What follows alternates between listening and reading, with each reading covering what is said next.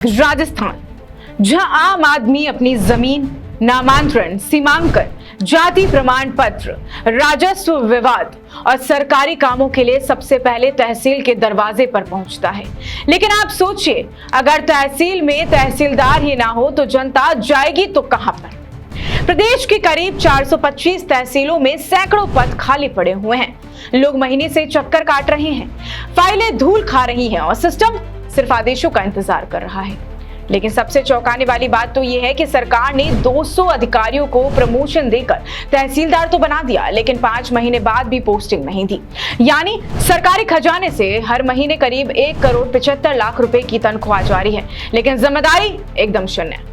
राजस्थान के राजस्व विभाग की तस्वीर इस वक्त कई बड़े सवाल खड़े कर रही है। प्रदेश में तहसीलदार और उप पंजीय के करीब 300 पद अभी भी खाली पड़े हैं।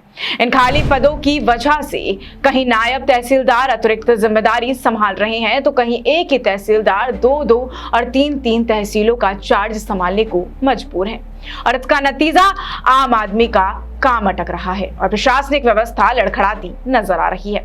चलिए आपको थोड़े पुराने डेटा पर ले चलते हैं।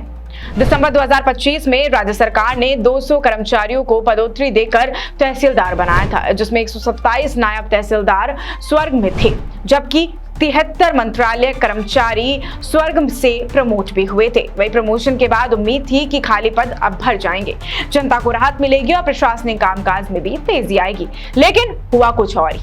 हुआ कुछ ऐसा कि 5 महीने बीत गए, लेकिन पोस्टिंग आदेश अभी तक भी जारी नहीं हुए हैं। लेकिन अब आपके जहन में ये सवाल आना भी लाजमी है कि आखिर ऐसा हो क्यों रहा है? अगर पद खाली है तो ज्वाइनिंग क्यों नहीं दी जा रही है? चलिए आपको इसके बारे में भी जानकारी देते हैं। क्या फाइलें जानबूझकर रोकी जा रही है? ये भी एक बड़ा प्रश्न है। क्या सरकार के पास इसका जवाब है? तहसीलदार सिर्फ एक प्रशासनिक पद नहीं होता, बल्कि पूरे राजस्व सिस्टम की रीढ़ माना जाता है। एक तहसीलदार के जिम्मे होते हैं कई ऐसे बड़े काम जो पेंडिंग चल रहे हैं, जिसमें कई महत्वपूर्ण काम भी हैं। चलिए आपको बताते हैं, जिसमें 50 से ज्यादा पटवार मंडलों की मॉनिटरिंग करना, 12 से ज्यादा भू अभिलेख केंद्रों की निगरानी रखना, हर महीने 100 से ज्यादा राजस्व मामलों की सुनवाई करना, अतिक्रमण हटाने की कार्रवाई करना, सरकारी जमीनों की कब्जे से मुक्त करवाना, कानून व्यवस्था में कार्यपालक मजिस्ट्रेट की भूमिका निभाना, जनगणना और प्रशासनिक सर्वे जैसे अहम कार्य। अपने हर एक मुद्दे पर ये लोग जाने जाते हैं और कई ऐसे मुद्दे हैं जिन पर इनको काम करने हैं। लेकिन जब इतने महत्वपूर्ण पद खाली हैं तो असर सीधे जनता पर पड़ता है और जनता का काम रुक जाता है।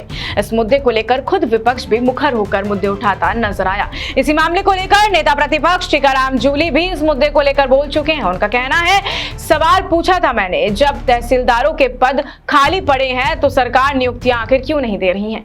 लेकिन जवाब में भी देरी का कोई ठोस कारण सामने नहीं आया। यानी समस्या सबको पता है, लेकिन समाधान कहीं नजर नहीं आ रहा है। लेकिन मुद्दा सिर्फ इतना नहीं है कि पद खाली है, इसके साथ ही सरकारी खर्चे को लेकर भी मामला काफी सक्रिय है।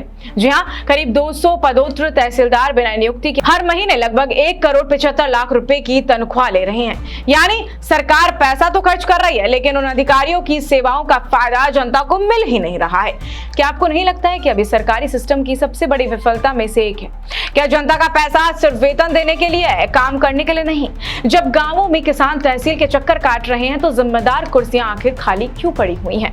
नव पदोन्नत तहसीलदार संघ के जो अध्यक्ष हैं सुमित भारद्वाज का कहना है कि अगर सरकार आदेश जारी कर दे तो सभी पद खाली जो पड़े हुए हैं उन्हें तुरंत भर दिया जाएगा। यानी समाधान तो मौजूद है, बस सरकारी मुहर का इंतजार है। राजस्थान में तहसीलदारों की कमी अब सिर्फ प्रशासनिक मुद्दा नहीं रहा है, बल्कि ये आम आदमी की परेशानी बन चुका है। सरकारी सुस्ती पर नजर आ रही है और सिस्टम की जवाबदेही पर बड़ा सवाल खड़ा हो रहा है, क्योंकि जब तहसील की कुर्सी खाली होती है तो सिर्फ एक पद खाली नहीं होता, बल्कि जनता का भरोसा भी कमजोर होता रहता है। खैर, इसको लेकर आपका क्या विचार है हमें कमेंट सेक्शन में बताना बिल्कुल भी मत भूलिएगा। मैं आपके साथ प्रिया बंसल और आप देख रहे हैं अपडेट इंडिया। नमस्कार।